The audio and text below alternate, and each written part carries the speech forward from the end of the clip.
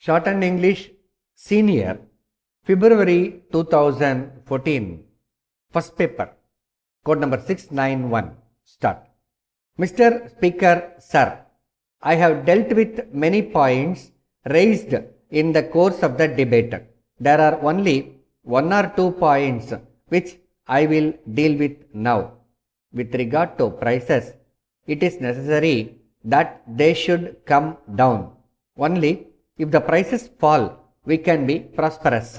If there are high prices, they may benefit the riots for the time being, but we cannot be prosperous. It is only when we have more production of food grains and low prices that we can have prosperity. So, if the prices are coming down, I am happy about it. It means that we are prosperous as far as food is concerned. With reference to sales tax, it was said that there should be no sales tax on food grains. I do not know whether those who say this knew how much of the food grains was taxed under the Sales Tax Act. I would like to point out that most of the produce is taken away by the producers and those who work in the fields. In the circumstances, that quantity does not come within the purview of the Sales Tax Act at all. Necessary calculations have been made, and I am told that only about 20% of the produce is sold in the open market. Even from this, we will have to exclude the grains which are sold by small traders in the streets, for which there is no sales tax at all. So, it will be clear that the quantity that is sold in the open market will be very small, and on this only sales tax is levied. I may mention that this is purchased not by the rural people but by the urban people. So, we are collecting sales tax on food grains mostly from the urban people who are much better off than the people who live in the rural areas. From this point of view, it will be seen that the tax does not fall on poor people. So, I am sure it will be agreed that the tax is not such a burden on the poor people that it should be removed. Finally, I wish to say that we all want that our industries should prosper and that our laborers should not be thrown out of employment.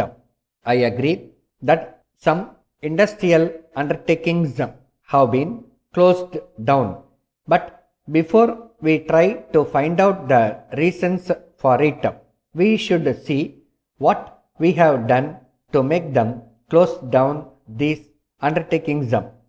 So far as labor leaders are concerned, they want the same standard to be maintained in all undertakings, and for this purpose they start agitations.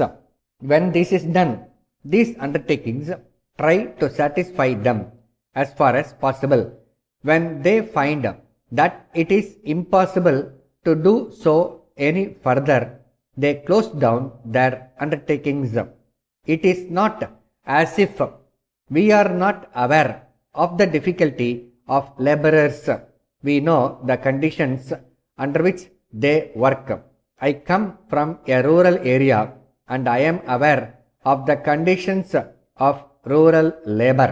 Taking into account what an agricultural laborer gets today, I can say that the industrial laborer can be considered to be a prince, but at the same time, I must say that industrial labor is working under peculiar conditions. It is a fact that political parties try to make use of industrial labor. On account of their agitations from time to time, it is very difficult for the industrial undertakings to carry on their work. So, at some time or other, they are compelled to close down.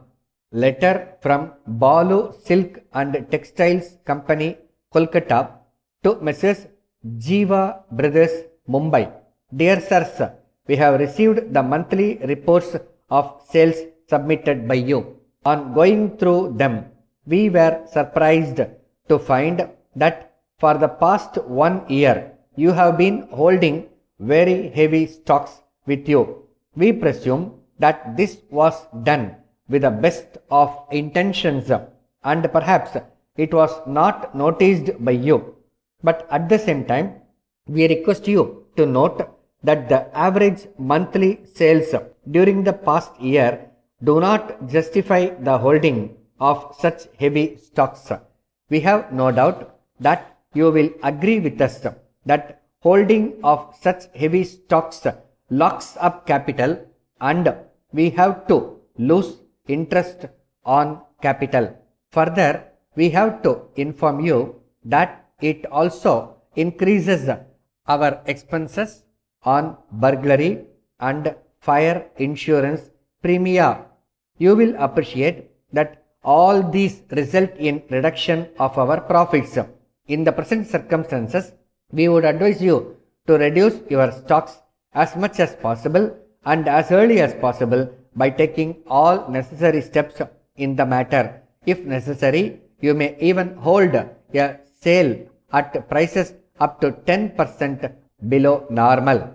For your future guidance, we would suggest that you may regulate your stocks suitably in such a way that you only hold stocks equivalent to about 2 months average sales, and it would be unwise to cross this limit. Yours faithfully. Stop.